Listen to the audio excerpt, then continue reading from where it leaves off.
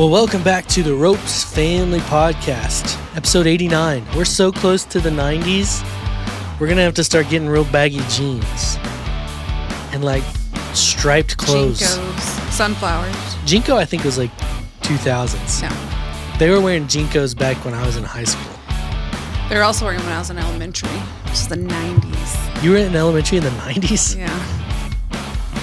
I guess I was too. I don't know what the difference is. You're just late 90s. Yeah, I guess I started school. Sorry, we'll turn this down. I started school. I was born in 92. So I remember Y2K, like I was 8 years old. And my grandma, she's shut down the computers. My grandpa was like, the ball's dropping. It's dropping. And nothing happened. It was just crazy. And we do have a special guest today. Her name is Eleanor. We are trying to do this podcast without everything falling completely apart. By everything, I'm talking about my daughter named Eleanor. Right now, she you might hear her at some point. She might make some fusses. Case included, if you heard that, she's a little bit opinionated. Because she's a baby. Yeah, she's a baby, so I gave her a pass. She's going to look at me, and I have a cool shirt on, but I think it overstimulates her. It's a camo shirt, but it's a weird camo, and I think it overstimulates her because she gets really excited when she sees it, so we'll see how this goes. Okay. But today we're talking about something that I think I've kind of experienced a lot over the last probably 30 years of my life. Maybe not 30, maybe 20 years of my life. My adult life, mostly. We're talking about stress. And so, Courtney, do you have the definition of stress for us? Yes, and this is not Webster's. What's the other one? I don't remember, but it's not AI this week. Stress is a physical, mental, or emotional reaction to demanding, challenging, or threatening situations. So you said emotional reaction? Mm-hmm. So, and this is kind of what I was telling Courtney that kind of what I'm going to talk about, and then I stopped it because I wanted to save it for the podcast. Because I think I have an interesting take on stress. And so early on, maybe not early on, maybe 6 or 7 years ago, I experienced what I would call anxiety and anxiety attacks and things like that. It was mainly during COVID and right before and right after. And it was mainly during like really big events happening either in the world or in my life, like buying a house or like having kids or whatever, things like that, big events. And I would get on anxiety medication. I'd start taking it and it would help me calm down because I would just feel like this, the physical feelings of anxiety. You just kind of have those feelings. And doing that, I realized that my stress, it was mainly more stress. And so I've been able to, let me put this. So my anxiety actually was more stress related than it was actually anxiousness. But I had to kind of go through that and unpack it to understand what I guess you could call it a trigger, my anxiety trigger, which it wasn't it was stress. But when you say in the definition saying it's a emotional response, I think that stress and anxiety are related. And this may not be everybody, and not everybody's stressed out. Some people are just straight up anxious, which I'm not trying to downplay that at all. When I told Allison this the other day, she's like, "You can't. That's not a nice way to say that." But, I think this was a God thing. God kind of helped me sit down one day and be like, "Hey, you feel this way, but it's due to your stress. It's not due to impending doom that you're putting on yourself." And I think that framing my anxiety as stress gives me a to-do list to handle it. And putting a task on the anxiety makes it more manageable, at least for me. Mm-hmm. And I just didn't have the correct name on it when I was going through anxiety. And I think was pretty anxious still, but I think I actually converting it to stress gave me a tool to understand it and be able to put it in its correct context. Does that make sense? No, it doesn't. Sorta. Courtney shook her head no. I said no.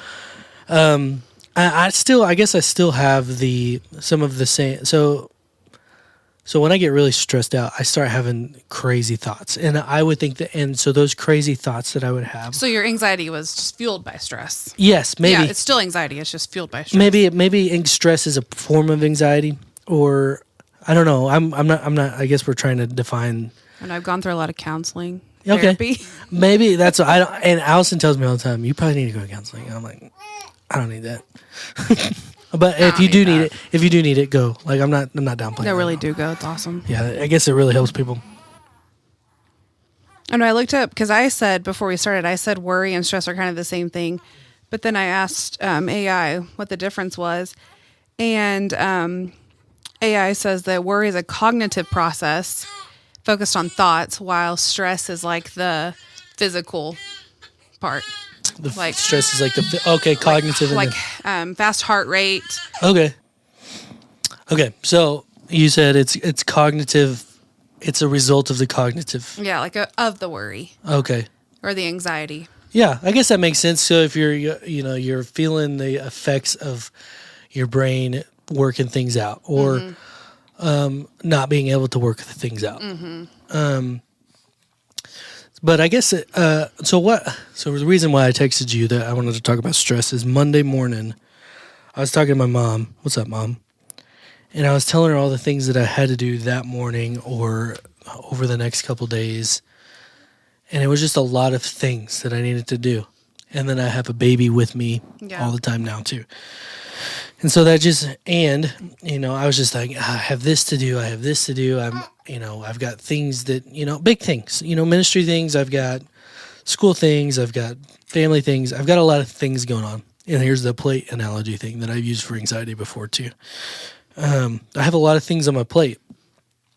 And then in all that, there was a situation where I get out of my car and I look down and my car is leaking oil. Oh gosh. And I'm like, here goes the net. Like I just bought this car. Side note, if anybody wants to fix my car for free, I would take you up on that. I don't know what's wrong with it. It is leaking just like a drop of oil a day. It's not even a very big oil leak.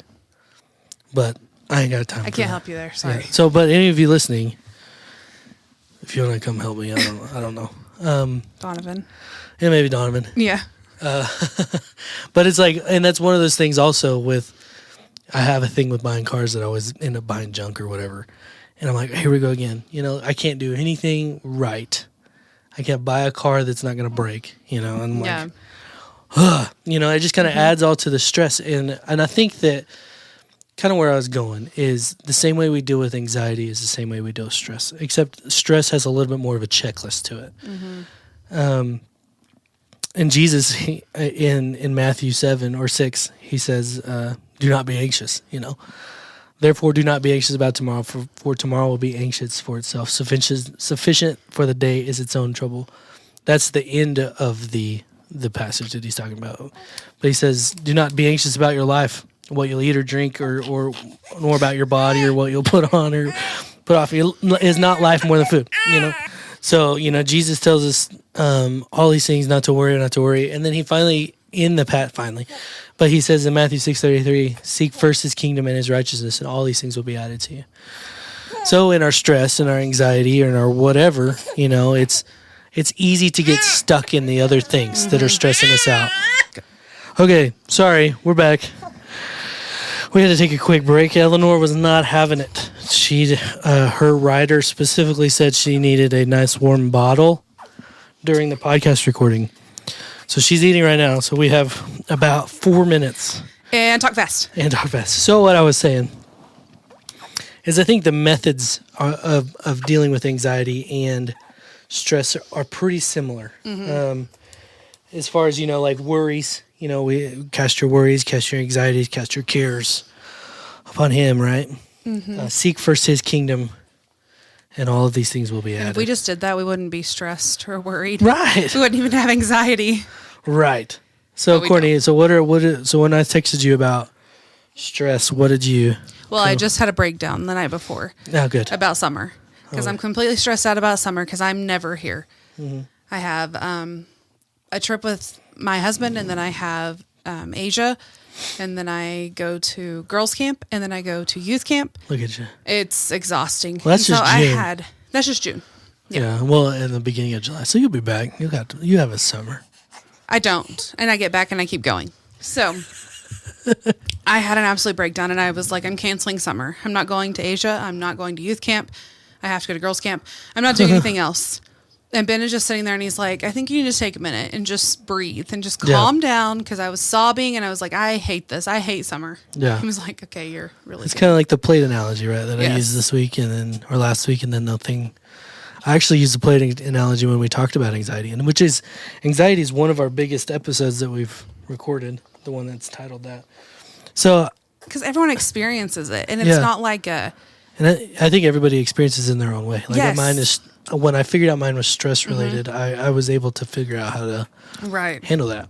Well, and then when I decided that it was just stress about all that, I needed to stop focusing so much on what there is to do and what can come of it. I was like, okay, you need to chill.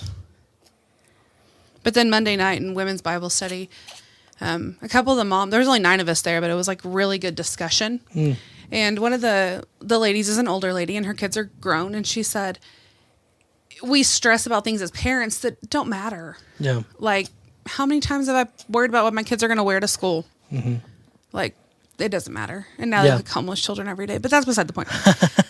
But I remember a point in my life, and I was like, I don't know, your hair's not fixed. You are not in nice clothes. You are not, like, dressed to the T. You're not going. We're going back in here. Yeah. Stuff like that doesn't matter. You know, and I think that's part of it with what I was feeling on Monday. You know, my mom's like, it's going to be okay. Yeah. You know, like what a good mom does. She's like, it's going to be okay. It'll all work out. And I'm like, well, yeah, it'll all work out. It will. You know, it will. And, you know, and when you think about it in the context of the kingdom or in the bigger picture of things, right? An oil leak in my car is not going to matter. Yeah. Maybe. You know, not for not for kingdom work. No, you know, in heaven or when I'm in the presence of Jesus, I'm not going to be like, I had that oil leak in my car at one time. Come on, I'm getting a spam call. I will say, I talked about worry in the children's sermon on Sunday, and we got to class, and they were like, I don't understand why we're not as important as the birds. I said, no. The birds, we are more important than the birds. And they were like, oh. Good job, Courtney. Killing it. So, but that made me laugh. So I think after and I had that breakdown Sunday night after I did that in the children's sermon. That's usually how it goes. Like we preach this stuff, and then then it's like, oh yeah, watch this. Now go home and cry about it. Here's an oil leak. Here's a crying baby for 20 minutes that you can't figure out why.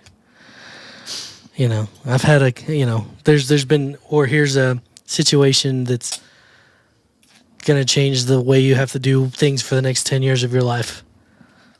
That's stressful, right? Yeah. But if we are, it's easier said than done, right? Oh, so much easier. Seek first His kingdom.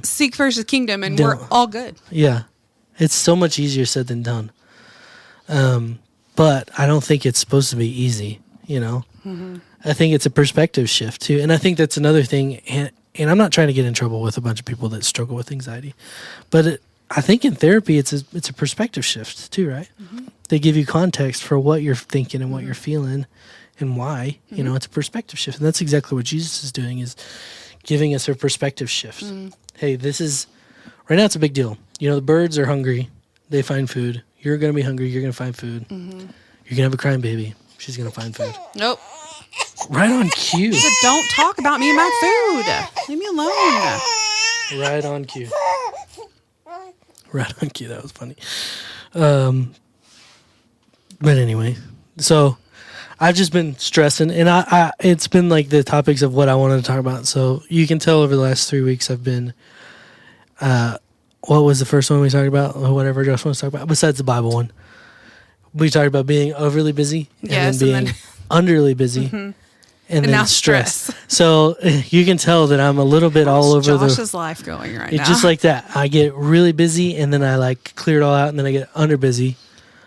Well, I had 2 weekends off, and I was texting my friends, are there hobbies you can have for 2 weeks? I don't need a hobby. Are you kidding me? Hobby. Why would I even ask that question? Yeah. Well, and then the same thing with ambitions. Like I have all this ambition, but I don't have the bandwidth for it. All right, you got a family challenge for us? Eleanor has one. She says, "Feed me, Daddy." I will say that one thing, I think our kids deal with a lot of stress, and we don't, or I don't always like let them express it. Yeah. Which sounds kind of therapy, but I'm like, okay, stop acting like that. When sometimes I act way worse than they ever act. Yeah, that's but a it's good because point. I'm stressed, and I'm like, if I would just have asked, like, what happened today to make you act like this? Yeah. We would have had a totally different after school. Yeah, give her context. Give Yeah. them context. And I we're experiencing the same kind of thing with Emerson. You know, like she's got all these things happening. You know, and she's trying to process them, and they cause stress or questions, and she worries, and sometimes she just needs some context to it. Yeah. The other day, this kind of goes to show how I don't know. This kind of sums up Emerson's thought process. The other day, she came up to me and Allison right before bed, and she's like, "Daddy, is saint a bad word?" Saint? Yeah. Okay. Is saint a good or a bad thing? Because she heard it in a movie that she watched 4 days earlier. But she's been thinking about it for 4 days. Yeah. And I was like, "Yeah, it's fine." She's like, "What is it? Is it a good thing? Is it okay to call people saints?" And I said, "Yeah, sort of." Sure. Like, yeah, it means they're really good. It means they're really. Oh, she said, "Oh, okay, good." I was worried, Daddy. I was worried, and she just kind of had, which that's fine. But sometimes we get that way. Like God's like, "Hey, it's just an oil leak in your car, or it's just a thing. Here's some perspective, And so I was just like, "Yeah, it's just good people." And, me being youth pastor dad, I'm like, do I need to tell her about the Catholics and how they they pray to the saints and like all of the rosary thing? Do I need to tell her about all that? I'm like, no, It's not the time. she doesn't need all of that information. She'll really think. Yeah, and so sometimes we just and that's the thing about anxiousness is we start Googling our symptoms, or we start figuring out why, and then we get all this extra information, and then we can't process it. I'm the queen of overthinking. Yeah, overthinking. We can't process it all. Because we were not made to take in this much information. I really don't think our brains were designed for that. No. And then, just like the overstimulation of our brains is tough. And I think that's another thing drawing us right back to Matthew 6:33, seek first his kingdom. It's a perspective shift. It's a mindset shift. Slow it down. I'm gonna bleep it out. Just kidding. I don't know how to bleep. It's a mindset shift, just to figure things out. And I think that's what this whole thing is talking about. Don't be anxious. Shift your mind. Focus on what God's gonna have for us instead of whatever else you're worrying about. He just says seek the kingdom. Don't let him be the resource. Right.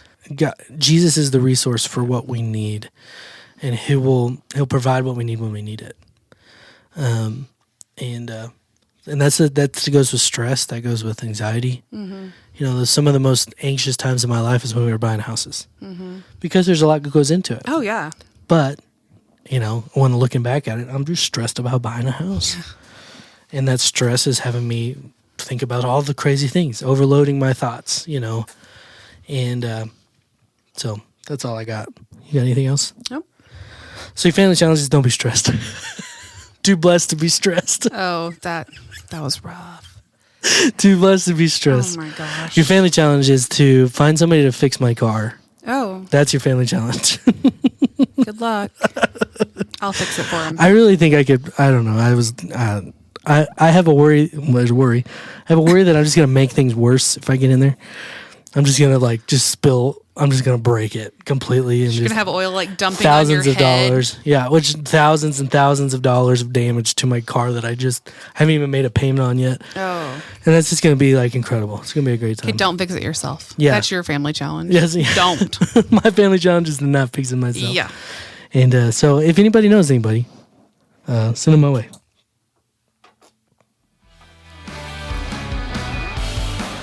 All right, that's all we got this week. I'm glad we all had something to say, including Eleanor. There's going to be a lot of edits in this She episode. got a lot to say. If you have no idea that there were edits in this episode, I'm going to be proud of my editing skills. But if you do notice, just know that I was going through it over here. He was. And we got her figured out. But thank you for listening. We'll talk at y'all later. Peace.